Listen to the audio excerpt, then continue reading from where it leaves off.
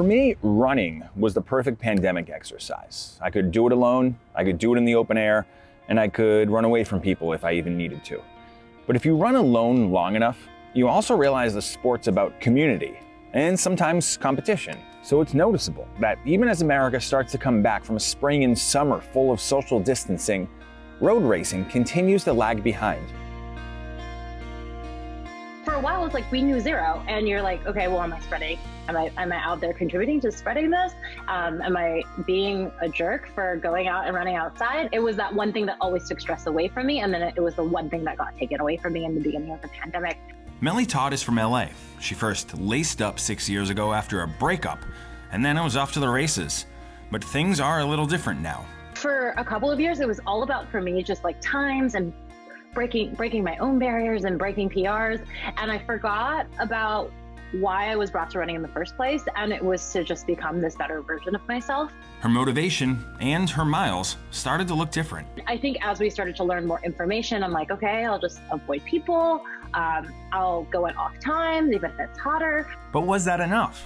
Runners all over the country and the world had so many questions. A lot of them turned to a coach with one of the biggest running organizations in one of the biggest early hotspots. The first questions were people like, is it safe to go outside? How legit is the 6 foot distance? Which mask is the best mask to wear, or should I wear a mask? An innocent, simple thing of going out for a run can end up becoming a really stressful situation. Mask guidance has evolved, but 6 foot distancing has remained the norm, even as group runs resume.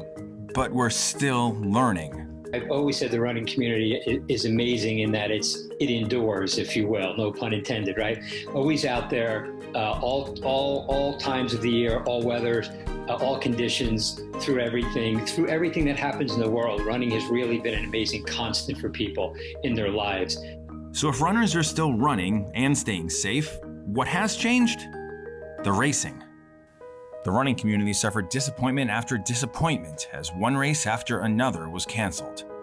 You know, there are people that run for charities. There are people that, running to lose weight and for health reasons. And there are people that just run for social camaraderie. So when you take away, the one thing that everyone's striving for, regardless of ability, that has a huge impact. That's Boulder, Colorado race director Lee Troop. His team hosts, on average, 13 events a year, but not a single one in 2020. 2 days before our first race for 2020, our St. Patrick's Day race, we got hit with the COVID pandemic and had to cancel our race. And it's just been scrambling and, a lot of frustration in trying to work out how we can get back. Is back to normal even a consideration? We can't have spectators, we can't have entertainment, we can't have, crowds lining the street, we can't high five, There's no beer garden after the race for everyone to talk about, the greatest war stories of the race. Because it's more than just the race. It's a connection and camaraderie. There's just like a energy that you can't even explain of just having people of all experience levels. You're all out there chasing something, and whether that's joy or a PR or the longest run you've ever had or anything like that. So just having that like-minded energy is just electric and so amazing. But athletes are resilient. With challenges, I often believe there are opportunities, right? So there are opportunities to be a part of a community that's running a virtual race. A lot of these races run from free to paid because you may get a medal or you may get a shirt. So you can even do it for free. Virtual racing's not a new idea. In 2018, the New York Marathon accommodated its overwhelming demand by adding a virtual option. But the granddaddy of them all, the Boston Marathon, hadn't dipped its toe box into those waters yet.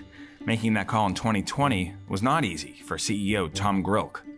It is a very troubling thing to have to do, but in many ways far less troubling than many of the other wretched impacts of this disease. So in one way or another, the Boston Marathon gets into the fabric of people's lives around the world, and it is very troubling to take that away. We hope this Boston Marathon virtual experience will provide is an encompassing of all or as many elements of race weekend as we can. So they created an app to bring the sounds of the legendary course to runners. At mile 12, you'll hear the Wellesley College Scream Tunnel.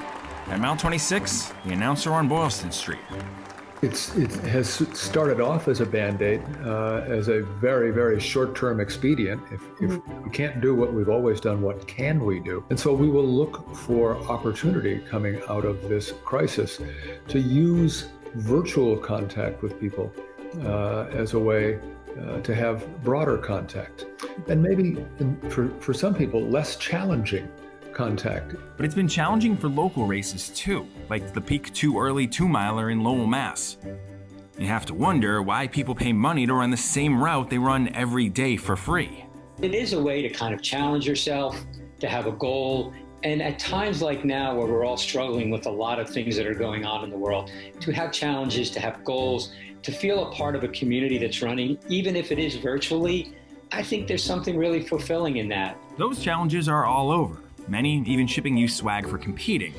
But there's nothing like the real thing. And some organizers are holding live events by really emphasizing the distance in their distance racing. I would set up a handicap system so someone would take off and then 5 minutes later the next runner would take off. So, we obviously made sure social distancing was in, everyone was wearing their masks. But I did little creative things like giving them race numbers and setting up a little drink station so that they had that feeling that it was a race. Racing and training, it's an accountability thing too.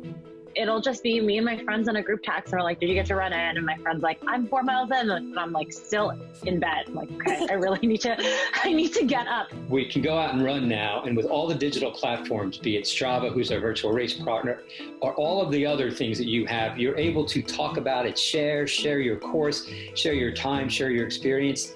And that really creates a connection with people, I think, that is really important, especially at a time like this. And then there's live streaming. Teams in Colorado can compete against teams in Arizona. Maybe this is the future. One of the things we've always had in this industry is creativity, thinking about new things. And as we're doing it with virtual racing, I think you're going to see even more of a kind of intersection between the digital aspects that we're doing with virtual and the in-person. More touchless things, more ways of scoring, and other aspects that I think will really bring, a new refreshed energy to the in-person races. And new energy could bring new faces. There seems to be a bit of a running boom, a renaissance, if you will, just because running is, at the core, such a simple sport. You don't need a lot of equipment, and it has a very, relatively speaking, low barrier of entry. But the biggest questions may be about the biggest events. When will those return to live racing? So until there's a vaccine, I think, a lot of people are going to be just erring on the side of caution and not going to worry about it. So an important part of this work for us will be to define the relevant standards and how quickly they can be implemented.